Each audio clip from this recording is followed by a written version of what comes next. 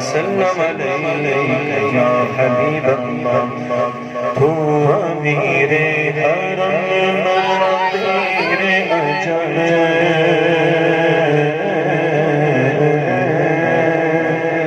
تو امیر حرم فقیر اجل تو امیر حرم فقیر اجل تیرے گل اور یہ لگ طلب طلب تیرے گل اور یہ لگ طلب طلب تو عطا ہی عطا تو عطا ہی عطا تو عطا ہی عطا تو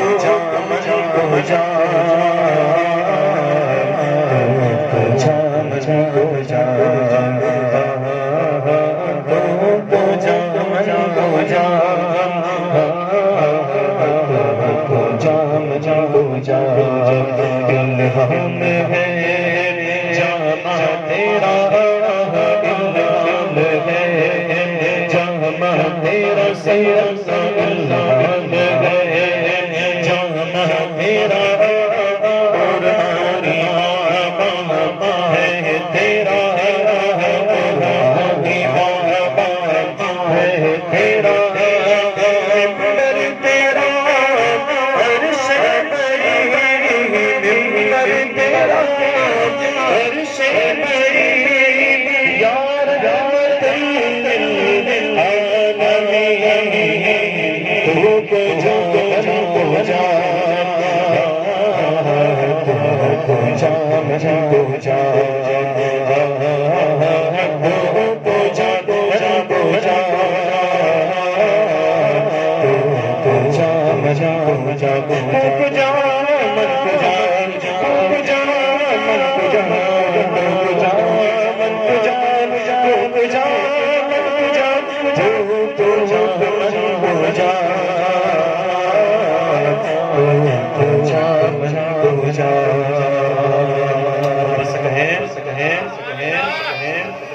بولے نا بولے نا بولے نا سب کی آواز نہیں آ رہی آواز نہیں آ رہی تو جا من تو جا من تو جا تیری خاموشی بھی نیندے بھی تیری جگہ ہے تیری خاموشی بھی نیندے بھی تیری جگہ تیری حیات ہر لمحہ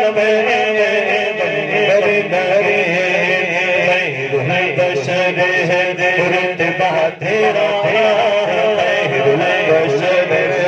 رتبہ تیرا وہاں سے حق رتبہ تیرا وہاں سے حق رتبہ تیرا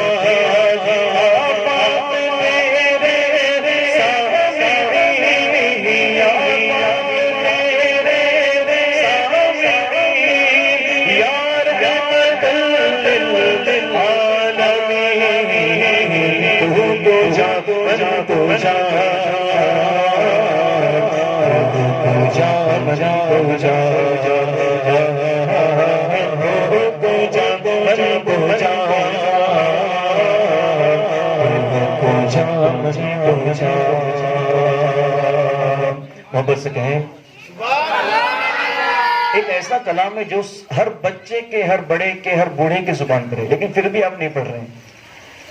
مجھ سے زیادہ تو آواز آپ لوگوں کی آنی چاہیے، ہے نا؟ جو حضرت پیچھے بیٹھے ہیں وہاں وہ سب سامنے آئے، سامنے آئیں گے تو سب زیادہ اچھا لگے گا۔ پیچھے کون بیٹھتا ہے آپ کو پتا ہے؟ جو ایک دم آخری میں آرام سے آتا ہے، کھانا بھی کھا لیتا ہے، ایک آدھ نیند بھی مار لیتا ہے، اس کے بعد پھر محفل میں سب سے آخر میں آتا ہے۔ تو آپ آخر میں تو نہیں آئے، سب سے پہلے آ کر بیٹھے ہیں، تو ادھر سامنے کے حصے کو پر کریں، بچوں کے لیے سامنے جگہ ہے، بڑے پیچھے بیٹھے۔ اور اس کلام، یہ کلام ایسا ہے ہر ایک کی زبان پہ یہ کلام یاد ہے نا؟ تو مل کر ساتھ میں پڑھنے کی کوشش کریں گے انشاءاللہ۔ کہیں کون کون پڑھے گا؟ ہاتھ اٹھا کر بتائیں۔ ماشاءاللہ۔ تو جا من تو جا، تو جا من تو جا،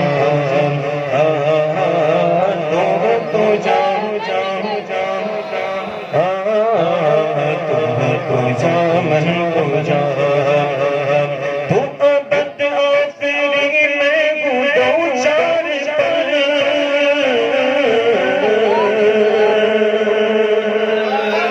تو ابد آخری میں ہوں دو چار پل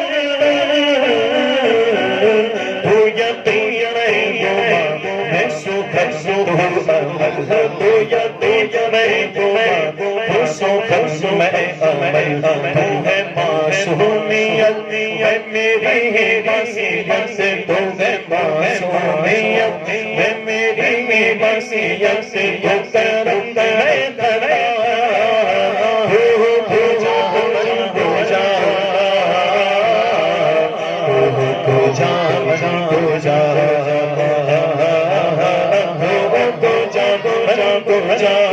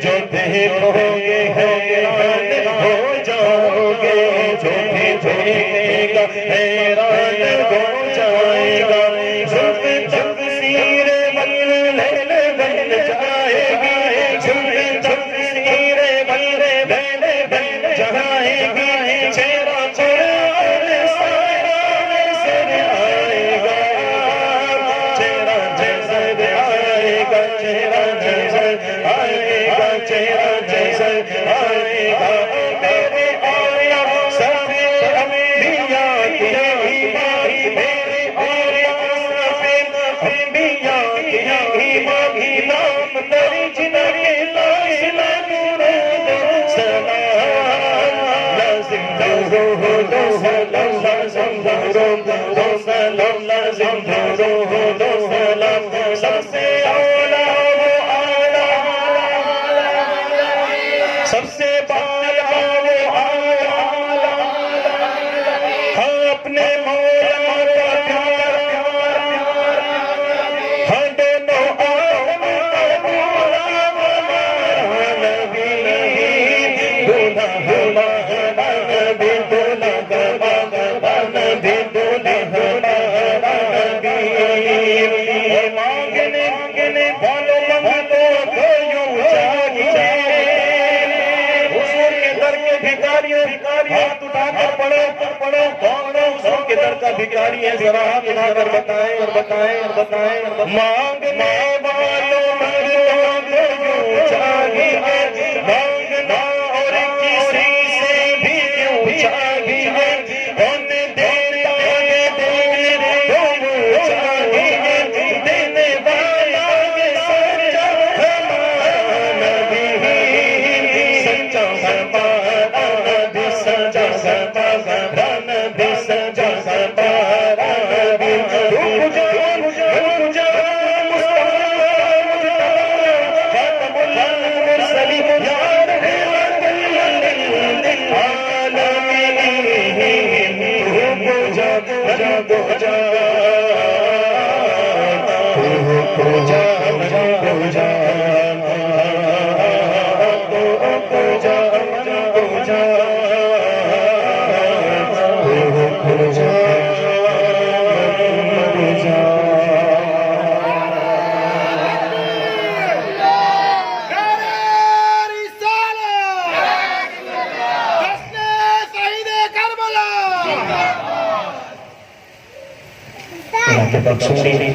ایک منقبر پر چند اشعار، پھر اس کے بعد انشاءاللہ رات تو ہماری ہے نا، رات ہماری ہے، جب تک چاہے اپنے حضور کی تعریف کرتے رہیں. یہ زبان تعریف کرنے والی ہو، ذات حضور کی ہو تو وقت کا پتہ ہی نہیں چلتا ہے. یقین جانے آپ فلم دیکھنے کے لیے بیٹھے، مثال کے طور پر، دیکھنا تو نہیں چاہیے. دیکھنا چاہیے کیا؟ نہیں چاہیے، لیکن پھر بھی دیکھتے ہیں. سوال کیا جائے دیکھنا چاہیے تو جواب دیں گے نہیں، لیکن پھر بھی دیکھتے ہیں. تو اس سے رکیں، گھر میں پریشانیوں کا سبب ہے. خیر، کسی تھیٹر میں جا کر بیٹھیں، 1-1.5 گھنٹے کے بعد، 2 گھنٹے کے بعد، جتنے بھی وقت کی رہتی ہوگی، معلوم ہے آپ کو، خوب معلوم، جانتے ہیں آپ اچھے سے، جتنے بھی وقت کا سینما رہا، بیٹھے اب بور ہو جائیں گے. لیکن نبی کی تعریف کی جائے، پوری رات گزر جائے، انسان بور نہیں ہوتا. پوری رات گزر جائے. بہت سے پروگرام دیکھے ہم نے، اور آپ نے بھی دیکھے ہوں گے، پورا 12 گھنٹہ، 15 گھنٹے کا پروگرام ہوتا ہے، لیکن بیٹھنے والے مستقل بیٹھتے ہیں، حاجت کے لیے بھی نہیں اٹھا کرتے ہیں. ایسے لوگ بھی محفل میں ہوتے ہیں. تو جب حضور کی تعریف ہو، جب حضور کی ثنا بیان کی جائے، تو پھر انسان بور نہیں ہوتا. تو جس چیز میں بھلائی ہے اس کو اختیار کرنے کی کوشش کریں. ایک مرتبہ سب مل کر درود پاک پڑھیں، صلی اللہ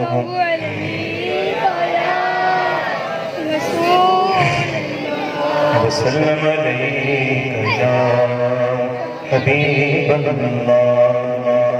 غریب نواز کی شان میں سبق کو چند اشعار پڑھتا ہوں. اس کے کرم کے سب بھکاری، کیا راجا مگر راجا ہے، کیا راجا مگر راجا ہے. اس کے کرم کے سب بھکاری، کیا راجا مگر راجا ہے. پورے سینے پر بولو کوئی بھی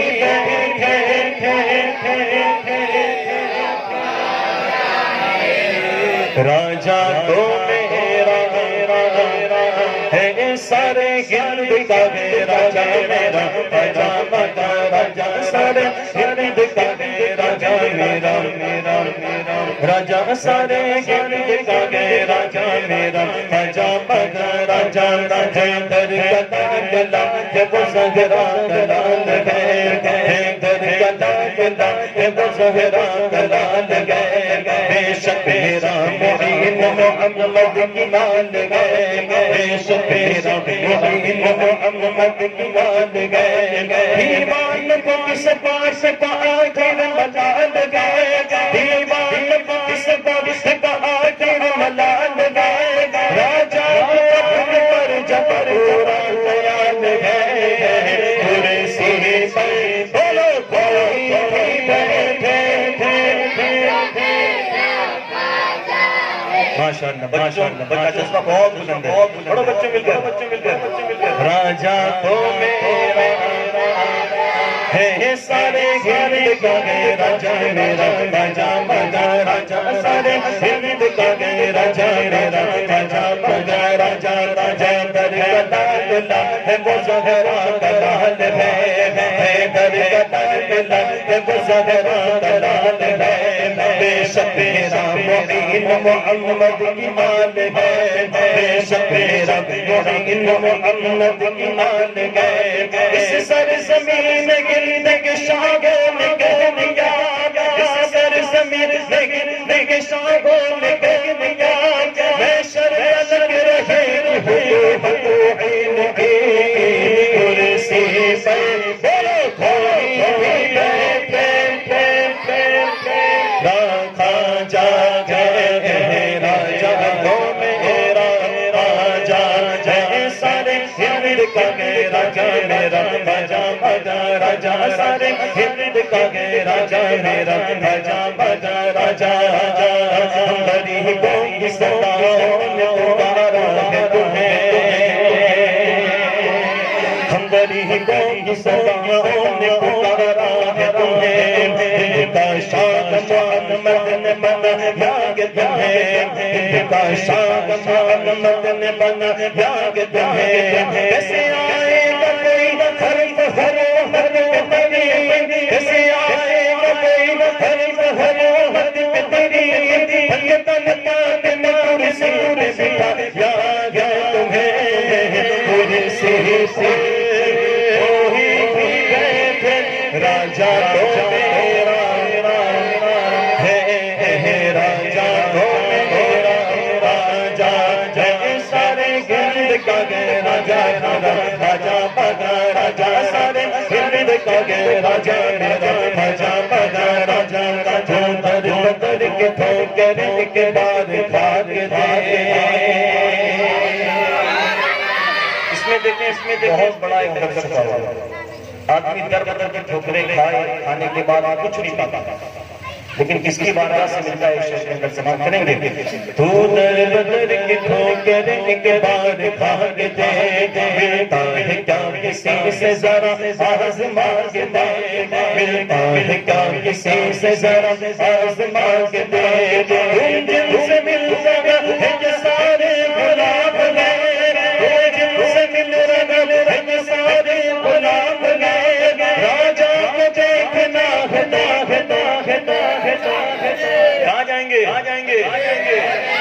کہاں جائیں گے بلند آواز سے راجا کو دیکھنا ہے تاج میرے جاگ دے کرسی خیر کوئی بھی بیٹھے تو میرا راجا ہے راجا تو میرا راجا ہے سارے ہند کا گئے راجا میرا راجا بجا راجا سارے ہند کا گئے راجا میرا راجا بجا راجا سارے ہند کا گئے راجا میرا راجا بجا راجا سارے ہند کا گئے راجا میرا راجا مگر راجا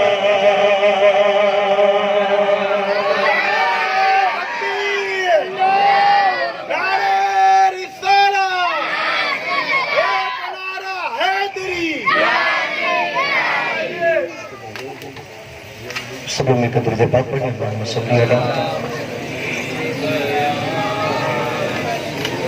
پڑھیں بلند آواز سے پڑھیں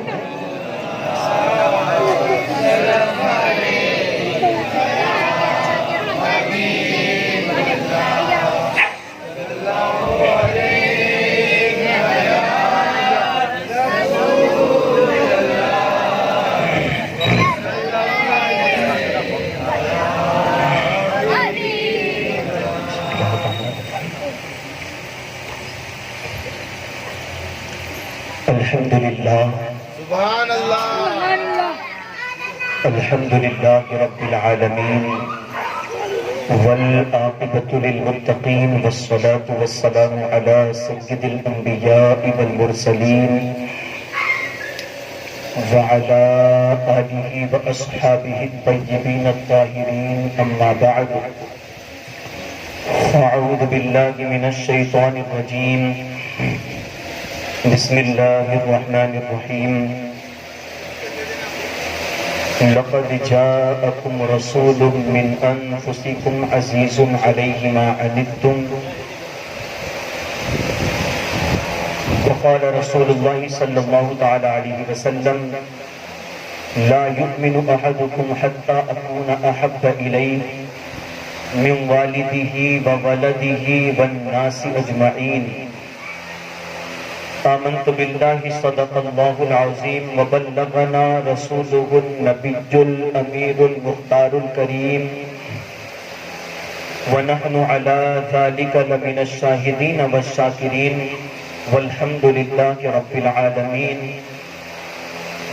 غوث اعظم بمن بے سر و ساما مدد قبلہ دی مدد کعبہ ایمان مدد بگردہ بے بلا افتادہ کشتی ضعیفانوں سے کشتارات و پشتی بحق کے خواجہ عثمان ہارون مدد کن یا معین الدین چشتی، مدد کن یا معین الدین چشتی، مدد کن یا معین الدین چشتی۔ آئیے سب سے پہلے ہم اور آپ مل کر انتہائی محبت و عقیدت کے ساتھ گنبد خضرا میں آرام فرمانے والے آقا و مولا حضور تاجدار مدینہ سرور و قلب و سینہ جناب احمد مجتبی محمد عربی مصطفیٰ ارواحنا فداہ صلی اللہ علیہ وسلم کی بارگاہ بے کس پناہ میں جس طرح سے میں آپ کو درود پاک پڑھاؤں میرے ساتھ مل کر بآواز بلند پڑھنے کی کوشش کریں۔ الصلاۃ والسلام علیک یا رسول اللہ، الصلاۃ والسلام علیک یا حبیب اللہ، الصلاۃ والسلام علیک یا نبی اللہ، وعلی آلک واصحابک یا حبیب اللہ صلی اللہ تعالی علیہ وسلم۔ وہ کمال حسن حضور ہے کہ گمان نفس جہاں نہیں، وہ کمال حسن حضور ہے کہ گمان نفس جہاں نہیں، وہی پھول خار سے دور ہے یہی شمع ہے کہ دھواں نہیں، وہی پھول خار سے دور ہے یہی شمع ہے کہ دھواں نہیں۔ تیرے آگے یوں ہیں دبے لچے فصحا عرب کے بڑے بڑے، تیرے آگے یوں ہیں دبے لچے فصحا عرب کے بڑے بڑے، کوئی جان منہ میں زبان نہیں، نہیں بلکہ جسم میں جان نہیں۔ میرے پیارے آقا علیہ الصلوۃ والتسلیم کے پیارے دیوانوں، آج آپ کے سامنے حضور رحمت عالم صلی اللہ تعالی علیہ وسلم کی ذات پاک کو رکھنے کی کوشش کروں گا۔ ہماری محبت حضور صلی اللہ تعالی علیہ وسلم سے کس طور پر ہونی چاہیے؟ ہماری محبت حضور علیہ السلام کی ذات پاک سے کتنی ہونی چاہیے؟ ہمیں محبت اگر کرنی ہے تو کس سے کرنی چاہیے؟ اللہ کے رسول صلی اللہ تعالی علیہ وسلم ارشاد فرماتے ہیں لا یؤمن احدکم حتی اکون احب الیہ من والدہ وولدہ والناس اجمعین، کہ تم میں سے کوئی بھی اس وقت تک مومن کامل نہیں ہو سکتا جب تک کہ وہ اپنے ماں باپ سے زیادہ، اپنے اہل و عیال سے زیادہ اور ہر چیز سے زیادہ مجھ مصطفیٰ سے محبت نہ کرے، اس وقت تک وہ مومن کامل نہیں ہو سکتا، اس کا ایمان مکمل نہیں ہو سکتا۔ اللہ اکبر۔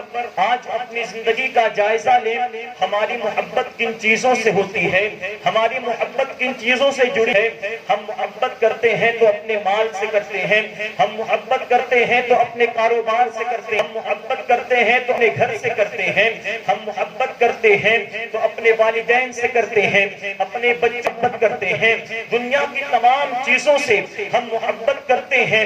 لیکن جب محبت کی بات آتی ہے، جس سے سچی محبت کرنی چاہیے، جو سچی محبت کا حقدار ہے، اس مصطفیٰ جان رحمت صلی اللہ تعالی علیہ وسلم سے پھر ہمارا ایمان وہاں کمزور نظر آتا ہے، پھر وہاں پر ہمارا ایمان جھکتا ہوا نظر آتا ہے۔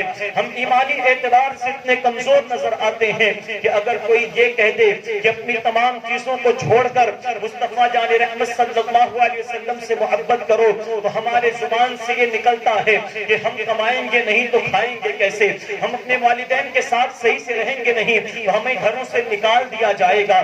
اگر ہم اپنے بچوں کو صحیح سے اس کی پرورش نہیں کریں گے، اپنے بچوں کے ساتھ اگر ہم صحیح سے سلوک نہ کریں گے تو آئندہ چل کے وہ ہمارے لیے تکلیف دہ ثابت ہو سکتے ہیں۔ میرے پیارے آقا علیہ الصلوۃ والتسلیم کے پیارے دیوانوں، ان تمام چیزوں کو دیکھتے ہوئے، ان تمام چیزوں کو اپنے سامنے رکھیں۔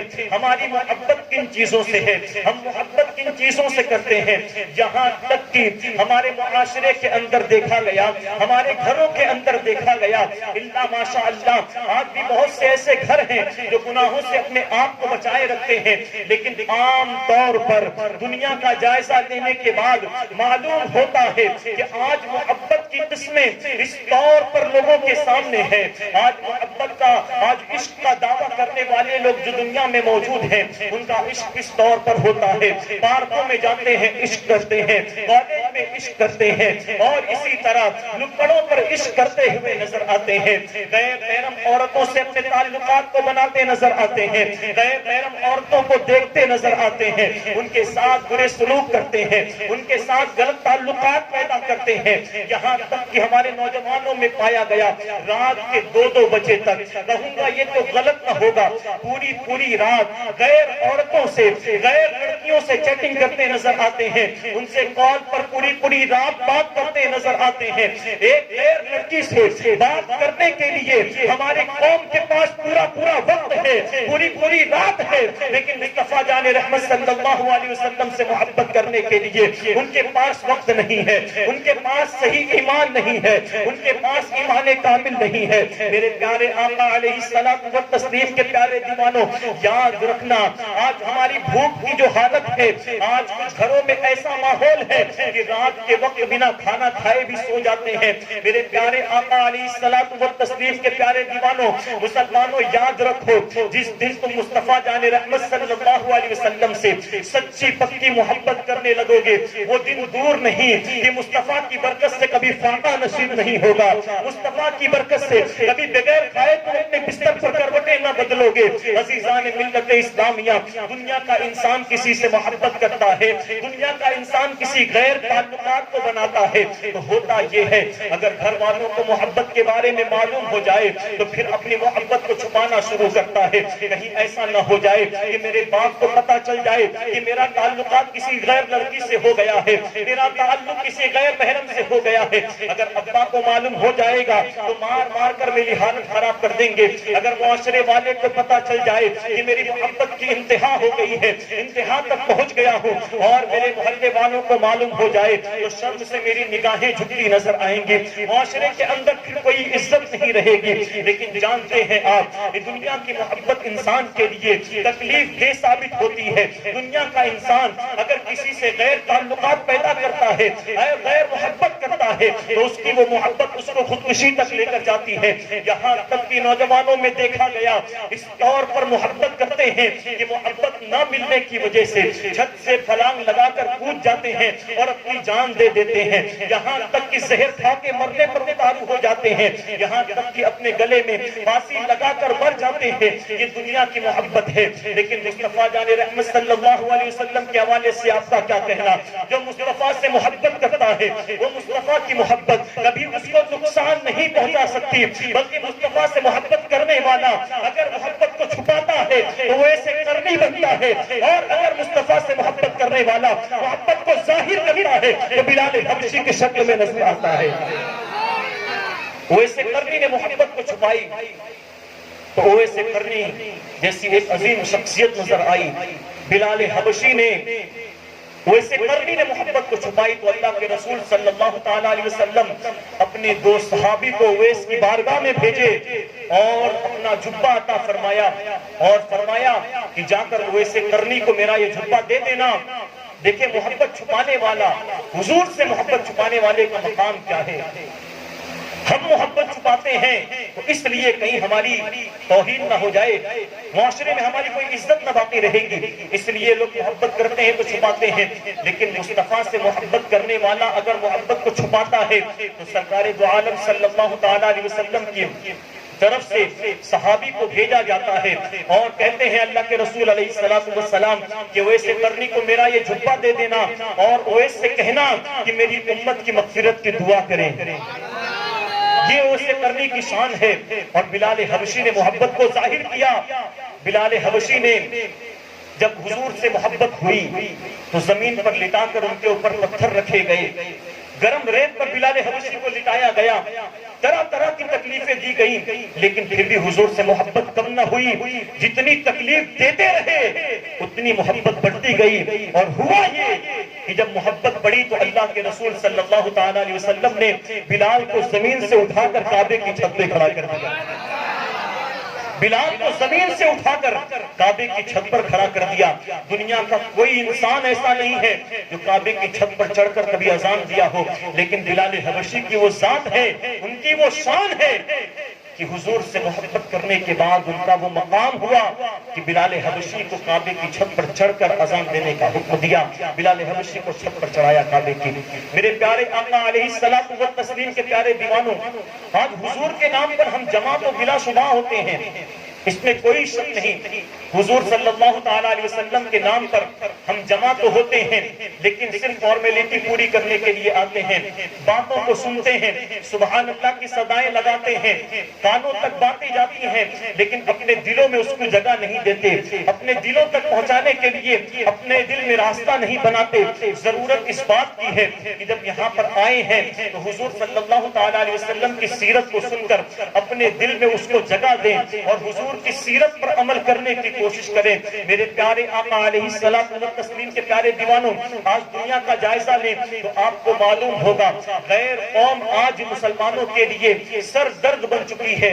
میں یہ کہوں تو غلط نہ ہوگا، مسلمانوں کو ہر جگہ مارا جا رہا ہے، مسلمانوں کو پریشان کیا جا رہا ہے، مسلمانوں کو ستایا جا رہا ہے. لیکن اللہ اکبر، جب مسلمان حضور سے محبت کرتا ہے اور جب محبت کرنے کا دعویٰ کرتا ہے تو آئیے میں آپ کو محبت ہم حضور سے کیوں کرتے ہیں، ہماری محبت کرنے کی اصل وجہ کیا ہے، تو میں آپ کو بتانا چاہوں گا. مکہ کی سرزمین پر چلیں اور بارگاہ مصطفیٰ میں ایک صحابی رسول ہیں جن کا نام حضرت صہیب رضی اللہ تبارک و تعالی عنہ ہے. یہ حضرت صہیب کون ہے آپ کو پتا ہے؟ حضرت صہیب کے بارے میں روایت میں آتا ہے حضرت صہیب رضی اللہ تبارک و تعالی عنہ ایک امیر خاندان کے شخص تھے. ان کی عمر تقریباً 25 سال سے 27 سال کے بیچ کی ان کی عمر رہی ہوگی. حضرت صہیب رضی اللہ تبارک و تعالی عنہ کو جب حضور صلی اللہ تعالی علیہ وسلم کو جب آپ نے دیکھا تو حضور سے ایک ایسی محبت پیدا ہوئی کہ بغیر مصطفیٰ کو دیکھے قرار نہیں آتا تھا. صبح کو دیکھے تو شام کو دیکھنے کا دل کرتا تھا، شام کو دیکھے تو اس چیز کی امید رہتی تھی کہ کب جلدی سے صبح ہو جائے اور مصطفیٰ کا دیدار ہو جائے. یہ صہیب بہت ہی امیر خاندان کے شخص تھے. ان کے بارے میں کہا جاتا ہے صہیب اتنی عمدہ قسم کا عطر لگایا کرتے تھے کہ لوگ سونگھنے کے لیے، عطر کی خوشبو لینے کے لیے ان کے پاس آ کر بیٹھا کرتے تھے. بہت قیمتی عطر لگایا کرتے تھے. وہ صہیب جب مصطفیٰ سے محبت ہو گئی تو انہوں نے اپنے مال کو نہ دیکھا، انہوں نے اپنے امیر کا اپنے غنی پن کو نہ دیکھا. جب مصطفیٰ سے محبت ہوئی تو بار بار بارگاہ مصطفیٰ میں حاضر ہونے لگے.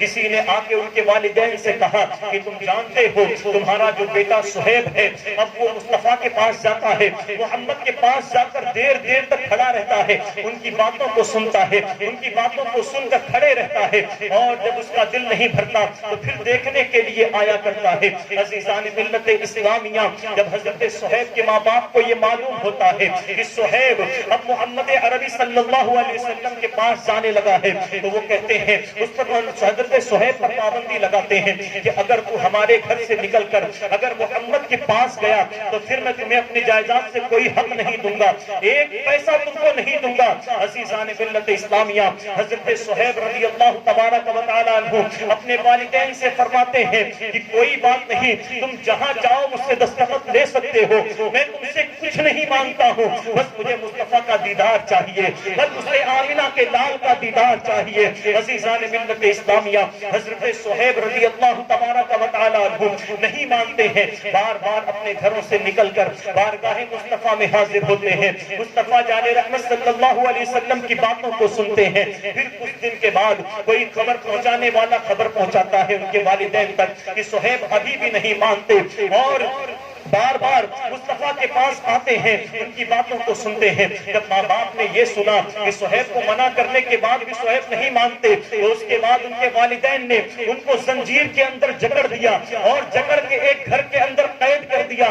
حضرت صہیب رضی اللہ تبارک و تعالی عنہ کہتے ہیں کہ مجھے اس زنجیر سے کھولو، آخر تم چاہتے کیا ہو؟ میں نے تو کوئی گناہ نہیں کیا، میں تو مصطفیٰ سے محبت کرتا ہوں، میں ان سے محبت کرنے کا دم بھرتا ہوں. عزیزان ملت اسلام، وہ دن آتا ہے کہ حضرت صہیب رضی اللہ تبارک و تعالی عنہ اپنے گھر سے تمام چیزوں کو چھوڑ کر جانے کے لیے تیار ہو جاتے ہیں. جب آقا صلی اللہ تعالی علیہ وسلم ہجرت کر کے مکہ سے مدینہ جاتے ہیں تو حضرت صہیب کو جب دیدار مصطفیٰ سے جب بے چین ہوتے ہیں تو آپ بھی ہجرت کے لیے تیار ہو جاتے ہیں. آپ ہجرت کے لیے جب گھر سے نکلتے ہیں تمام چیزوں کو چھوڑ دیا, دولت کو چھوڑ دیا, گھر کو چھوڑ دیا, تمام آرام کو چھوڑ دیا.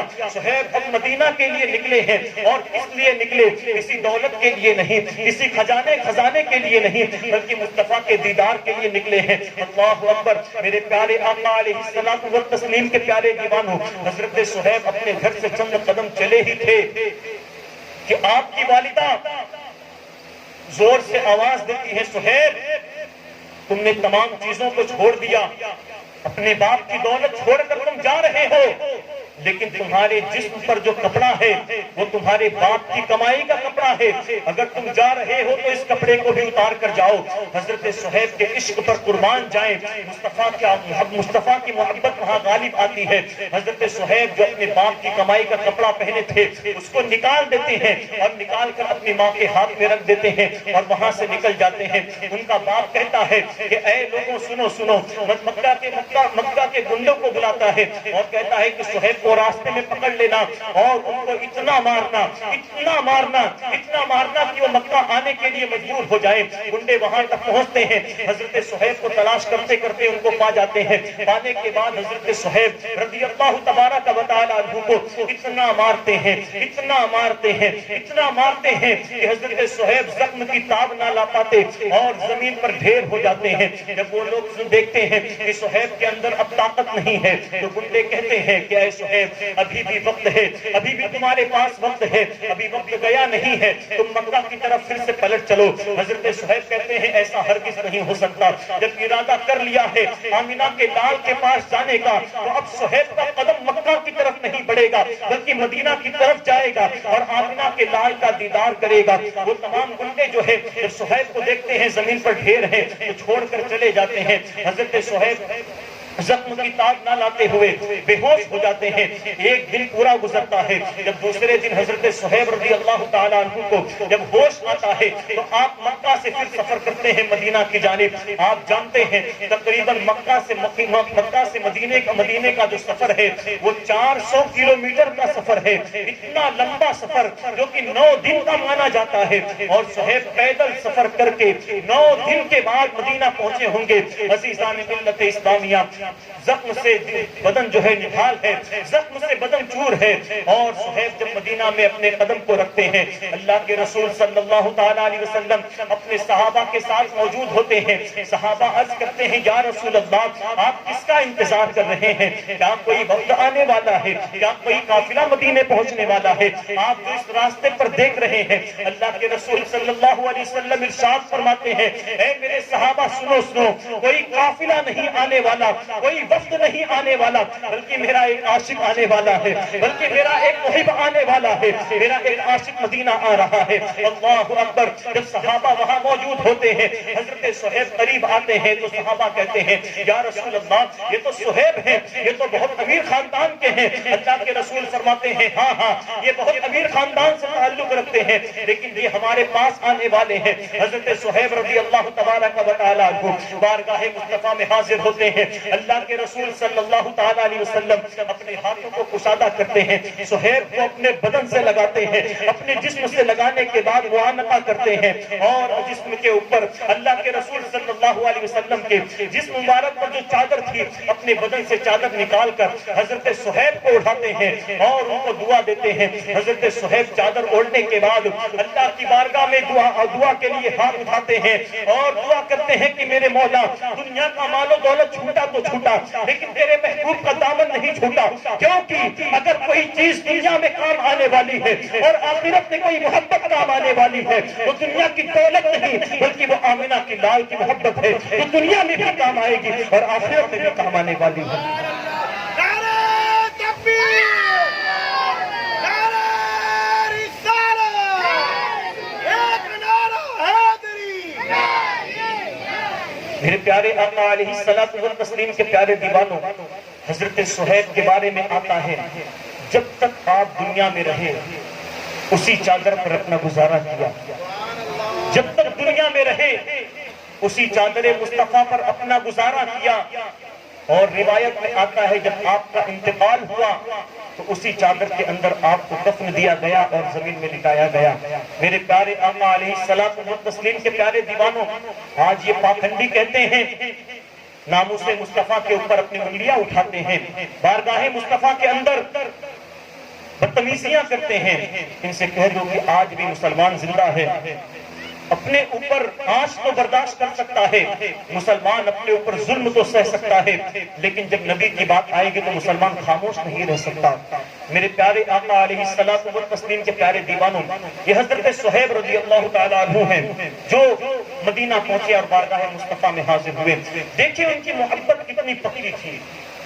محبت کرنا ہے اگر تو اللہ کے رسول صلی اللہ علیہ وسلم سے محبت کریں، اگر محبت کے لیے کسی کو لائق سمجھتے ہیں تو آمینہ کے لال سے محبت کریں۔ ایک انگریز مفکر کا قول پڑھ کے بس اپنے گفتگو ختم کروں گا۔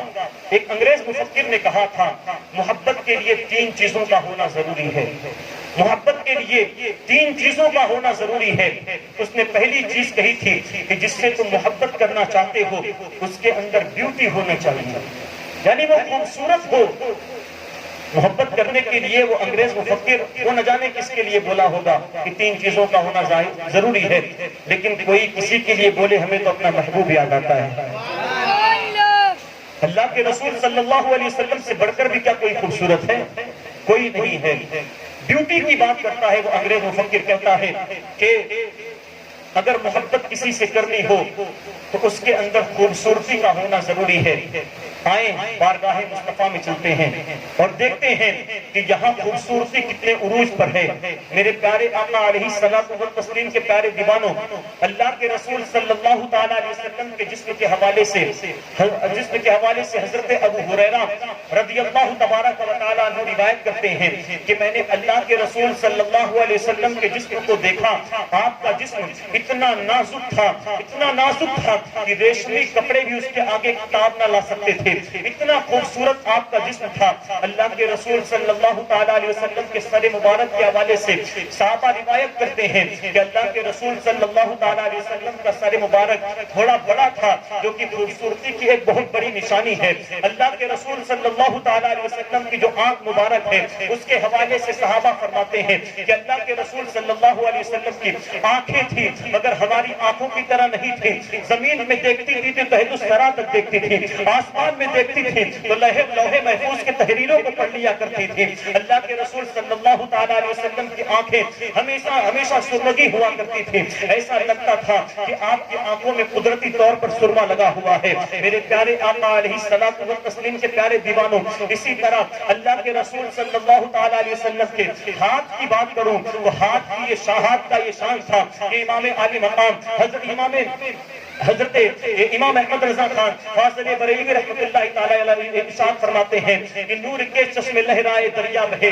انگلیوں کی کرامت پہ لاکھوں سلام۔ حضور صلی اللہ تعالی علیہ وسلم کے انگلیوں سے پانی کے چشمے جاری ہوا کرتے تھے۔ میرے پیارے آقا علیہ الصلوۃ والتسلیم کے پیارے دیوانوں، اسی طرح بارگاہ مصطفیٰ میں حاضر ہوں اور یہاں خوبصورتی کا معیار دیکھیں، کتنا زیادہ معیار ہے۔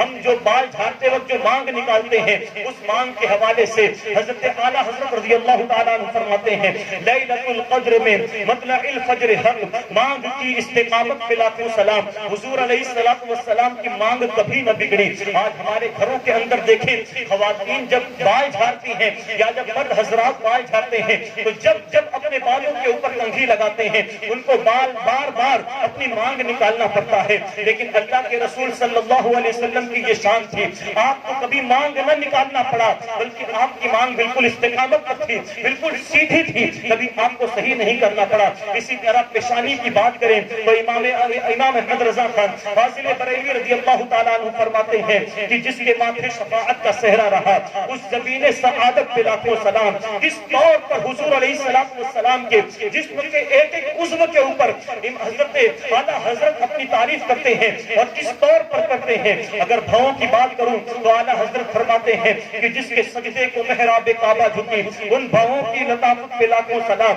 اسی طرح نگاہوں کی بات کروں تو اعلیٰ حضرت فرماتے ہیں کہ پڑ گئی جس پہ محشر میں بخشا گیا، دیکھا جس سمت ابر کرم چھا گیا، رخ جدھر ہو گیا زندگی پا گیا، جس طرف اٹھ گئی دم میں دم آ گیا، اس نگاہیں عنایت پہ لاکھوں سلام۔ میرے پیارے آقا علیہ السلام و تسلیم کے پیارے دیوانوں، اسی طرح اللہ حضرت اعلیٰ حضرت رضی اللہ تعالیٰ عنہ ارشاد فرماتے ہیں وہ دہن جس کی ہر بات وحی خدا، چشمہ علم و حکمت پہ لاکھوں سلام، یعنی کہ اللہ کے رسول صلی اللہ تعالیٰ علیہ وسلم جو بھی ارشاد فرماتے ہیں وہ وحی الہی ہوا کرتا ہے، اپنے طرف سے کوئی چیز پیش نہیں کرتے، وہ جو کہتے ہیں وہ اللہ کی طرف سے حکم آتا ہے، اللہ رب العزت کی بارگاہ سے حکم آتا ہے تو مصطفیٰ جان رحمت اسے اپنی امتی تک پہنچاتے ہیں۔ میرے پیارے آقا علیہ الصلوۃ والتسلیم کے پیارے دیوانوں، زبان کی بیوٹی کو دیکھیں، زبان کی خوبصورتی کو دیکھیں۔ اعلیٰ حضرت فرماتے ہیں وہ زبان جن کو سب کن کی کنجی کہے، وہ زبان جن کو سب کن کی کنجی کہے، اس کی نافذ حکومت پہ لاکھوں سلام۔ اسی طرح کان کا حال کیا ہے، کان کی خوبصورتی کیا ہے، دور و نزدیک کے سننے والے وہ کان، دور و نزدیک کے سننے والے وہ کان، رانے لالے کرامت پہ لاکھوں سلام۔ تمام چیزوں کو بیان کرنے کے بعد، ہر چیز کی تعریف کرنے کے بعد اعلیٰ حضرت جب دل کے بارے میں بیان فرماتے ہیں تو سوچتے ہیں کہ دل کے بارے میں کیا کہوں، محبوب کے دل کے بارے میں دل کے حوالے سے کیا تعریف کروں، کیونکہ دل کی تو ایک الگ ہی کیفیت نظر آتی ہے۔ اعلیٰ حضرت بیان فرماتے ہیں دل سمجھ سے ورا ہے، اس کو کوئی سمجھ ہی نہیں سکتا کہ مصطفیٰ کا دل کیا ہے، دل سمجھ سے ورا ہے، مگر یوں کہوں گنچے راز وحدت پہ لاکھوں سلام، گنچے راز وحدت پہ لاکھوں سلام۔ اعلیٰ حضرت نے اپنے کلام میں لکھا وہ کمال حسن حضور ہے کہ گمان نقص جہان ہے، یعنی حضور کا حسن اس کمال کا ہے کہ اپنے گمان میں نقص بھی نہیں لا سکتے، اپنے گمان کے اندر ہم یہ بھی نہیں سوچ سکتے کہ حضور صلی اللہ تعالیٰ علیہ وسلم کے حسن کے اندر کوئی کمی ہو سکتی ہے۔ اللہ رب العزت نے محبوب صلی اللہ تعالیٰ علیہ وسلم کو ایسا بنایا جیسا کہ آپ چاہتے تھے، جیسا کہ آپ چاہتے تھے۔ اللہ رب العزت نے اپنے محبوب کو اس طرح پیدا فرمایا۔ اعلیٰ حضرت فرماتے ہیں وہ کمال حسن حضور ہے کہ گمان نقص جہاں نہیں، یہی پھول خار سے دور ہے۔ خار کہتے ہیں کانٹے کو، آپ دنیا کا کسی بھی کوئی بھی پھول کھا کر دیکھیں، اکثر پھولوں کے اندر کانٹے ہوا کرتے ہیں، لیکن اعلیٰ حضرت فرماتے ہیں یہی پھول خار سے دور ہے۔ مصطفیٰ کی ذات وہ ذات ہے کہ اس پھول کے اندر کوئی کانٹا نہیں، یہی شمع ہے کہ دھواں نہیں۔ جب دنیا کے اندر کوئی بھی آگ جلتی ہے تو اس کے اندر دھواں نکلتا ہے، لیکن حضور صلی اللہ تعالیٰ علیہ وسلم ایک ایسی روشنی ہے کہ جس روشنی کے اندر دھواں نہیں ہے۔ حضور علیہ السلام کی یہ شان ہے کہ آپ جب چلا کرتے تھے تو آپ کی پرچھائی نہیں تھی، آپ کے جسم کی پرچھائی زمین پر نہیں پڑا کرتی تھی۔ یہ حضور علیہ السلام کی شان ہے۔ کیا اس سے بڑھ کر کوئی خوبصورت آپ کو دنیا میں ملے؟ بتائیں ذرا، چائے پیتے رہیں لیکن پوری توجہ میری طرف ہو، جب بات آپ دھیان سے سنیں گے تو سمجھ میں آئے گی، اور حضور کی محبت سمجھنا ہے، حضور کی محبت سمجھنا ہے تو پوری توجہ آپ میری طرف رکھیں۔ حضور صلی اللہ تعالیٰ علیہ وسلم، وہ انگریز مفکر کہتا ہے کہ محبت اگر کرنی ہو تو پہلی چیز اس کے اندر جو ہونی چاہیے وہ بیوٹی ہونی چاہیے، یعنی خوبصورت ہو۔ کیا حضور سے بڑھ کر بھی کوئی خوبصورت ہو سکتا ہے؟ آپ دنیا میں کسی سے محبت کریں گے تو کوئی کالا ہوتا ہے، کوئی گورا ہوتا ہے، کسی کی ناک چھوٹی ہے، کسی کی ناک چپٹی ہے، کسی کی آنکھ چھوٹی ہے، کسی کی آنکھ باہر کی طرف نکلی ہوئی ہے، کسی کے کان ٹیڑھے ہیں، اور اسی طرح کسی کے بال گھریلے ہیں۔ لیکن مصطفیٰ کی یہ شان ہے کہ اللہ رب العزت نے اللہ کے رسول صلی اللہ علیہ وسلم کو ہر عیب سے پاک بنایا، ہر عیب سے پاک پیدا فرمایا۔ عزیزان ملت اسلامیہ، پتہ چلتا ہے اگر محبت کرنے کا سب سے زیادہ اگر کوئی حقدار ہے تو حضور کی ذات پاک ہے۔ حضور سے محبت کریں، آمینہ کے لال سے محبت کریں، عبداللہ کے در یتیم سے محبت کریں، کیونکہ محبت کا سب سے بڑا حقدار اگر کوئی ہے تو وہ ذات مصطفیٰ ہے۔ میرے پیارے آقا علیہ الصلوۃ والتسلیم کے پیارے دیوانوں، وقت بہت تیز بڑھتا جا رہا ہے، کہنے کو بہت کچھ ہے، ایک شعر ہے لیکن اپنے اندر سینکڑوں چیزوں کو سمیٹے ہوئے۔ وہ انگریز مفکر کہتا ہے 3 چیزوں کا ہونا ظاہر ہے. پہلی چیز تو بیوٹی ہے، یعنی خوبصورت ہو، کوئی عیب نہ ہو. دوسری چیز کے بارے میں کہتا ہے کہ جس سے محبت کرنی ہو اس کے اندر کوالٹی کا ہونا ضروری ہے، اس کے اندر کوالٹی ہونا چاہیے. کوالٹی آئیے بارگاہ مصطفیٰ میں دیکھتے ہیں. جس کو اللہ نے ما کان وما یکون کا علم عطا فرمایا، جو ہو چکا ہے، جو ہوگا حضور جانتے ہیں، بلکہ جو ہو چکا ما کان وما یکون کا جو علم ہے، حضور کا علم اس سے بڑھ کر بھی ہے. لوح محفوظ کی جو تحریریں ہیں وہ بھی حضور کا علم ہے. ہر چیز حضور علیہ السلام جانتے ہیں. میرے پیارے آقا علیہ السلام کے پیارے دیوانوں، آئیے صحابہ سے پوچھتے ہیں کہ حضور کا علم کتنا ہے. صحابہ کرام کا مجمع لگا رہتا تھا. اللہ کے رسول صلی اللہ تعالیٰ علیہ وسلم پر جب وحی نازل ہوتی اور کوئی حکم نازل ہوتا تو صحابہ کرام رضوان اللہ تعالیٰ علیہ مجمعین کا یہ عمل رہا کرتا تھا کہ کسی آیت کو لے کر اس پر بحث کرتے. اور ایک آیت کی آپ جانتے ہیں کوئی 10 15 20 تفسیریں نہیں ہیں، بلکہ 70 ہزار تفاسیر ہیں. 70,000 تفسیر ہے قرآن کی. کوئی 1-2 تفسیر تو نہیں ہے. صحابہ کرام کا مجمع لگا رہتا. حضرت عمر بن خطاب رضی اللہ تبارک و تعالی عنہ وہاں پر بیٹھے رہتے. حضرت عمر رضی اللہ تعالی عنہ اور صحابہ کرام کسی ایک آیت کو لیتے اور اس کے بعد فرماتے کہ اے میرے صحابہ، اے میرے دوستوں، اے میرے ساتھیوں، بتاؤ اس کا حق کیا ہے. اللہ رب العزت نے جو اس آیت کو نازل فرمایا، اس آیت کا مطلب کیا ہے. تمام صحابہ کوئی اپنی رائے پیش کرتا، اس کا مطلب یہ ہے. اور دوسرے صحابہ کہتے اس کا معنی یہ ہے، اس کا مطلب یہ ہے، اس کا مطلب یہ ہے. حضرت عمر رضی اللہ تبارک و تعالی عنہ فرماتے ہیں ابن عباس کیا کہتا ہے. یہ ابن عباس کون ہے؟ حضرت عبداللہ ابن عباس سے بھی صحابی رسول ہیں. عمر جیسا خلیفہ، حضرت عمر جیسا شخص یہ کہتے ہیں کہ ابن عباس کیا کہتا ہے. حضرت ابن عباس فرماتے ہیں کہ یہ اس کا معنی ہوگا اور اس کی تفسیر یہ ہوگی. حضرت عمر رضی اللہ تبارک و تعالیٰ عنہ فرماتے ہیں کہ جب ابن عباس نے کہہ دیا کہ اس کا معنی یہ ہے تو اب کوئی نہیں بولے، بس یہیں پر فل اسٹاپ لگا دیا جائے اور اس کو مانا جائے. ابن عباس نے جو بیان فرمایا، یہ ابن عباس ہے جن کا علم کا عالم دیکھیں کتنا ہے. اس صحابہ کے اندر ان کا ایک الگ مقام ہے. اسی طرح اب آئے مولا کائنات کی بارگاہ میں چلتے ہیں. حضرت مولا کائنات علی مرتضیٰ کرم اللہ تعالی وجہہ الکریم ایک مرتبہ حضرت عبداللہ ابن عباس رضی اللہ تعالی عنہ سے فرماتے ہیں کہ اے ابن عباس، میں تم کو کیا کوئی آیت کے بارے میں کچھ بتانا چاہتا ہوں، کیا تم سننے کے لیے تیار ہو. حضرت عبداللہ ابن عباس رضی اللہ تعالیٰ عنہ فرمان عرض کرتے ہیں کہ اے مولا کائنات، ٹھیک ہے آپ مجھے بتائیں. حضرت علی فرماتے ہیں کہ ٹھیک ہے، عشاء کی نماز ادا کرنے کے بعد قبرستان میں آ جانا اور میں تم کو ایک پیغام دوں گا، اللہ کے کلام سے ایک چیز تم کو سناؤں گا. حضرت عبداللہ ابن عباس رضی اللہ تعالیٰ عنہ فرماتے ہیں کہ ہم عشاء کی نماز ادا کرنے کے بعد قبرستان میں گئے اور قبرستان میں عشاء کی نماز پڑھ کر جو بیٹھے ہیں، میری بات دھیان سے سنیں مسلمانوں، آپ دیکھیں کہ صحابہ کا علم کتنا ہے اور صحابہ کے بعد حضور کے علم کا عالم کیا ہوگا. عزیزان ملت اسلامیہ، حضرت مولا کائنات علی مرتضیٰ کرم اللہ تعالی وجہہ الکریم حضرت عبداللہ ابن عباس کو لے کر قبرستان جاتے ہیں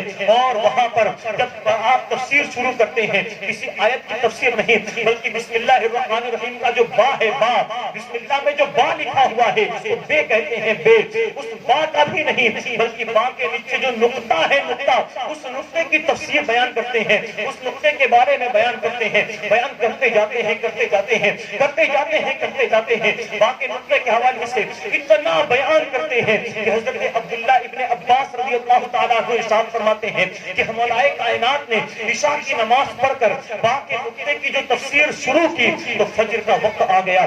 فجر کا وقت آ گیا. علی نے پوری رات باقی تفسیر بیان کی. باقی تفسیر نہیں بلکہ باقی نیچے جو نقطہ ہے اس کی تفسیر علی نے بیان کی اور مولا کائنات فرماتے ہیں کہ میں اس کے بارے میں اے عبداللہ ابن عباس، یہ جتنا میں نے تمہارے سامنے بیان کیا یہ کچھ بھی نہیں ہے. میں با کے نقطے کے بارے میں اتنا جانتا ہوں کہ اگر میں اس کے اوپر تفسیر لکھنے بیٹھوں تو اتنا لکھوں گا کہ اس کتابوں کا بوجھ 70 اونٹ مل کر اٹھائیں گے.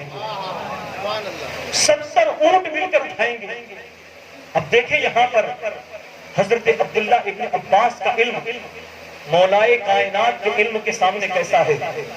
ایسا کہ ایک دریا کے سامنے ایک چھوٹا سی حوض ہے.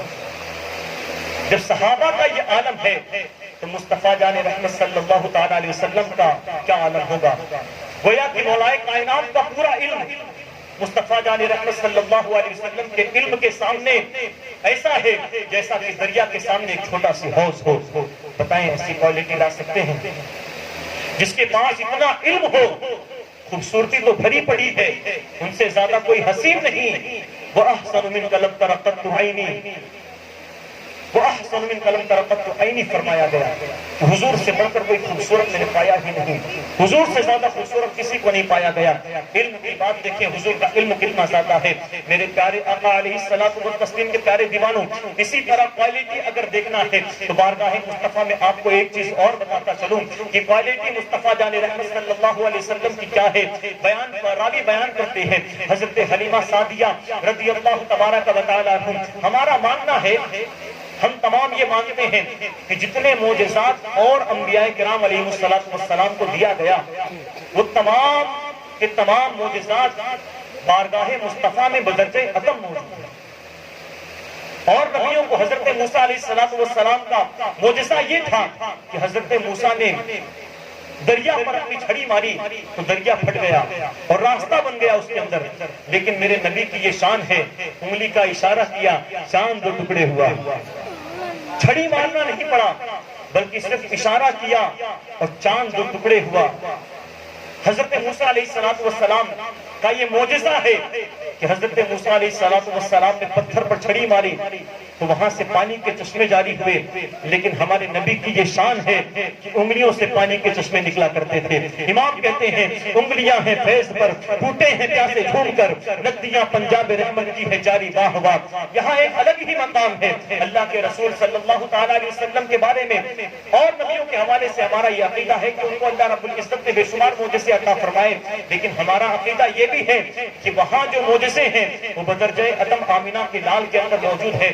لیکن ایک اعتراض کیا جاتا ہے کہ حضرت عیسیٰ علیہ السلام کو بغیر باپ کے پیدا کیے گئے، آپ کنواری ماں کے بیٹے ہیں.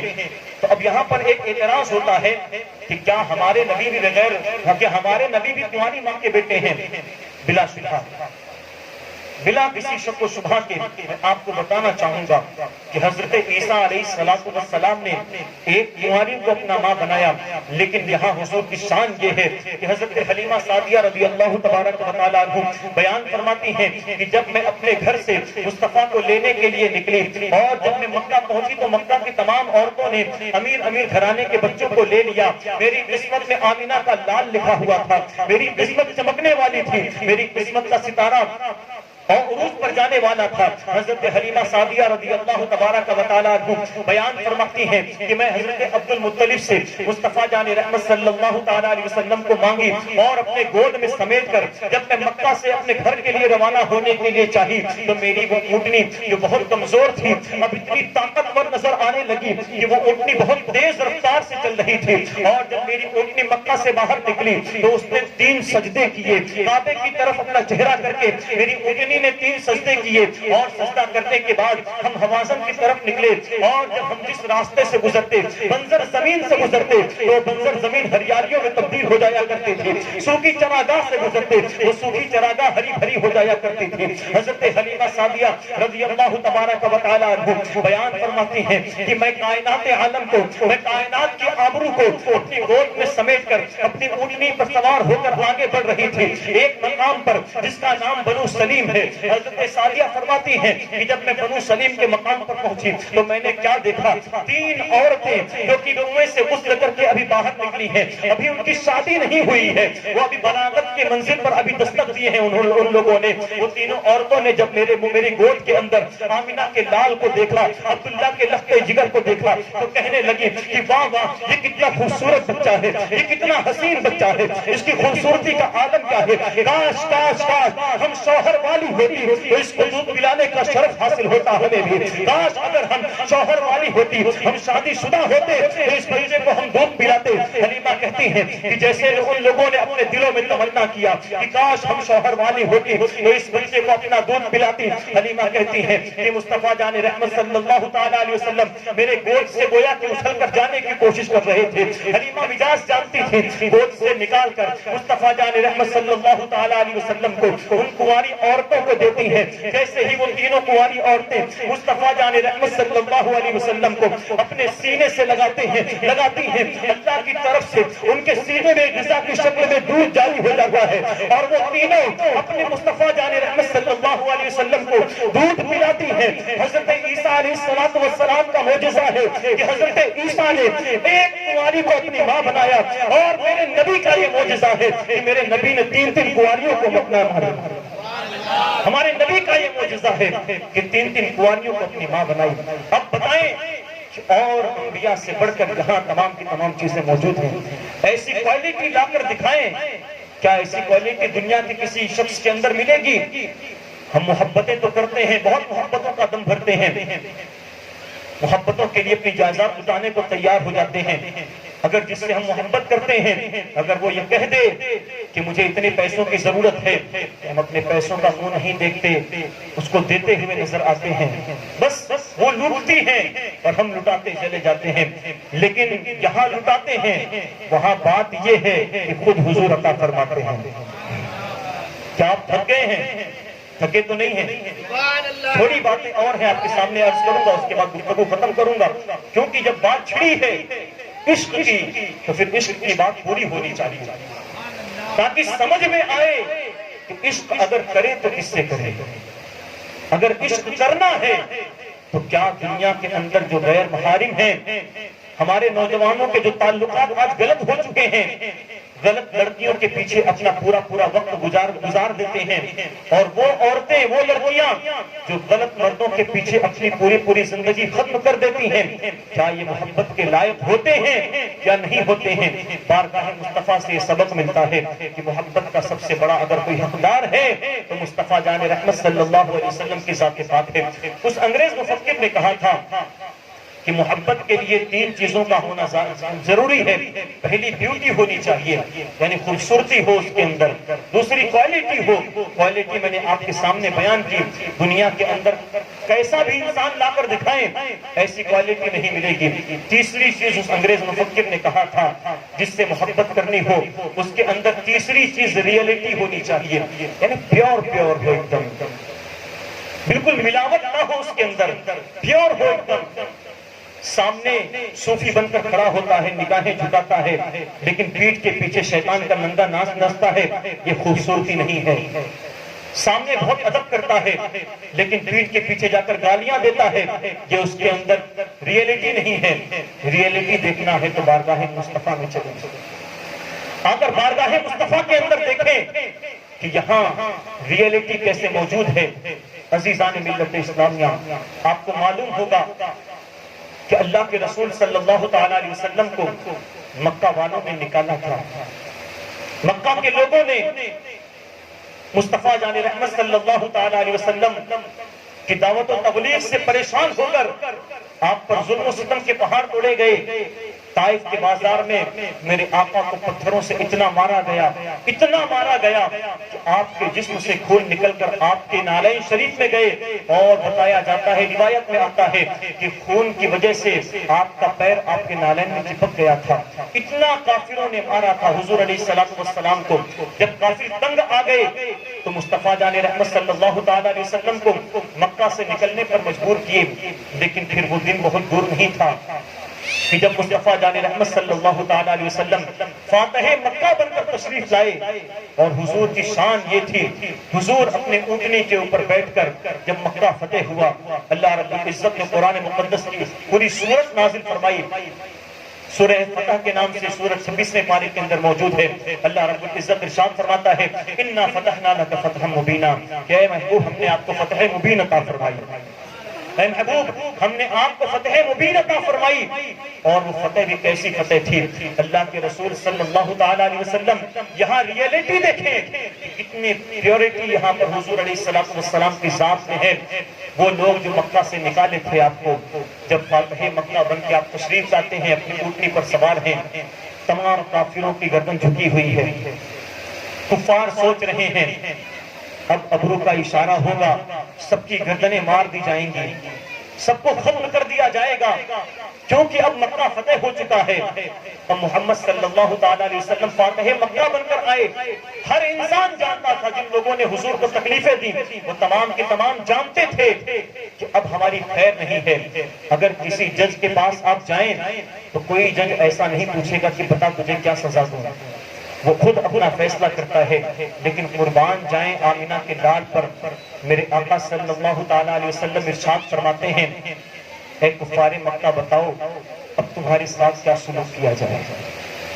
کوئی جج دنیا کا نہیں پوچھے گا کہ تمہیں کیا سزا دی جائے، لیکن آمینہ کے لال پر قربان جائیں میرے آقا فرماتے ہیں کہ اے لوگوں بتاؤ تمہارے ساتھ کیا سلوک کیا جائے۔ تمام کفار کہتے ہیں آپ کریم ابن کریم ہیں، آپ سے کرم کے علاوہ کوئی ہم چارہ ہی نہیں سمجھتے، آپ کریم ابن کریم ہیں، ہم آپ سے کرم چاہتے ہیں۔ اللہ کے رسول صلی اللہ تعالی علیہ وسلم ارشاد فرماتے ہیں لا تثریب علیکم اليوم، جاؤ آج تم سے کوئی محاسبہ نہیں ہے، میں نے تم سب کو معاف فرمایا، میں نے تم سب کو معاف فرمایا۔ لا کے دکھائیں ایسی ریئلٹی۔ کہتے ہیں کہ کسی کو کوئی عہدہ دے دو، کوئی کرسی دے دو، پھر اس کے بعد دیکھو اس کا تیور کیا ہوتا ہے، اپنا تیور دکھاتا ہے، لوگوں میں یہ سمجھتا ہے کہ سب سے بڑھ کر اب میں ہوں، جس کو جو چاہتا ہے اس کے اوپر ظلم کرتا ہے۔ لیکن اللہ کے رسول صلی اللہ علیہ وسلم کو اللہ رب العزت نے رحمت للعالمین بنا کر بھیجا۔ اللہ رب العزت قرآن مقدس میں ارشاد فرماتا ہے وما ارسلناک الا رحمۃ للعالمین، کہ محبوب ہم نے آپ کو تمام جہان کے لیے رحمت بنا کر بھیجا، تو جو رحمت کے لیے آیا ہو وہ کسی پہ ظلم کیسے کر سکتا ہے۔ اسی فتح مکہ کے دن، بس آخری بات آپ کے سامنے عرض کروں، اسی فتح مکہ کے دن اللہ کے رسول صلی اللہ تعالی علیہ وسلم جب سب کو معاف فرما دیا اور یہ فرمایا کہ لا تثریب علیکم اليوم، جاؤ آج تم سے کوئی محاسبہ نہیں ہوگا، تم سے کوئی گلا شکوہ نہیں ہے، میں نے سب کو معاف کیا۔ اس کے بعد میرے آقا نے ارشاد فرمایا کہ عثمان بن طلحہ کہاں ہے؟ کہ عثمان بن طلحہ کون ہے آپ کو پتا ہے؟ حضرت عثمان بن طلحہ یہ اس ذات کا نام ہے کہ جب اللہ کے رسول صلی اللہ تعالی علیہ وسلم جب آپ مکہ میں موجود تھے تو ایک مرتبہ اللہ کے رسول علیہ السلام نے حضرت عثمان بن طلحہ سے فرمایا کہ اے عثمان مجھے کعبے کی چابی دو، تو حضرت عثمان نے اس وقت کہا تھا، اس وقت ایمان نہیں لائے تھے، اس وقت حضرت عثمان نے کہا تھا کہ اے محمد میں سب کو دوں گا لیکن تم کو کعبے کی چابی ہرگز نہیں دوں گا۔ اللہ کے رسول صلی اللہ علیہ وسلم نے فتح مکہ کے دن ارشاد فرمایا عثمان بن طلحہ کہاں ہیں؟ لوگوں نے کہا کہ یا رسول اللہ وہاں موجود ہے، کہتے ہیں بلا کر لاؤ۔ عثمان بن طلحہ کو بلایا جاتا ہے، بارگاہ مصطفیٰ میں حاضر ہوتے ہیں، گردن کو جھکا کر کھڑے ہیں۔ اللہ کے رسول صلی اللہ علیہ وسلم ارشاد فرماتے ہیں کہ اے عثمان بن طلحہ تمہیں یاد ہے کہ میں نے تم سے ایک مرتبہ چابی مانگی تھی کعبے کی اور تم نے کہا تھا کہ میں سب کو چابی دوں گا، لیکن اے محمد میں تجھے چابی نہیں دوں گا، لیکن اے عثمان بن طلحہ میں آج یہ کہتا ہوں کہ یہ چابی میں تمہارے ہاتھ میں دیتا ہوں، یہ چابی کعبے کی میں تمہارے آج ہاتھ میں دیتا ہوں، صرف آج کے لیے نہیں بلکہ قیامت تک کے لیے دیتا ہوں۔ کعبے کی چابی عطا فرمائی اور قیامت تک کی بشارت بھی عطا فرمائی۔ آپ مکہ جائیں اور کسی سے پوچھیں کہ کعبے کی چابی کس کے ہاتھ میں ہے تو کہیں گے ارے وہ جو عثمان بن طلحہ ہے نا صحابی رسول جو تھے ان کے خاندان والوں کے پاس آج بھی وہ چابی موجود ہے۔ اور صحابہ کرام رضوان اللہ تعالی علیہ اجمعین کے خاندان سے کوئی ملے یا نہ ملے لیکن حضرت عثمان بن طلحہ کی نسل آج بھی موجود ہے اور قیامت تک موجود رہے گی۔